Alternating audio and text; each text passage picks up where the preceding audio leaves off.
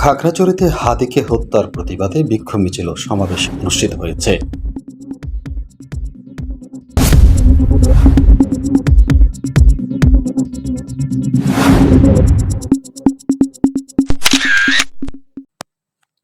ইনকিলাব মঞ্চের আহ্বায়ক শরীফ ওসমান হাদিকে গুলি করে হত্যার প্রতিবাদে খাগড়াছড়িতে বিক্ষোভ মিছিল হয়েছে। একই সাথে ঘটনার সঙ্গে জড়িতদের বিচারের দাবি জানিয়েছেন সর্বস্তরের ছাত্র জনতা। বৈষম্যবিরোধী ছাত্র আন্দোলনের উদ্যোগে আয়োজিত এই কর্মসূচিতে শরীফ ওসমান হাদির উপর হামলাকারীদের গ্রেপ্তার করে দ্রুত বিচার, অবৈধ অস্ত্র উদ্ধার ও লীগ সন্ত্রাসীদের গ্রেপ্তারের দাবি জানিয়ে ব্যানার নিয়ে অংশ নেন সংগঠনটির নেতা কর্মীরা। সমাবেশ থেকে হাদি হত্যার বিচার চেয়ে অপরাধীদের দ্রুত আইনের আওতায় আনার দাবি জানান। ফ্যাসিবাদের বিরুদ্ধে ঐক্যবদ্ধ থাকারও আহ্বান জানান বক্তারা।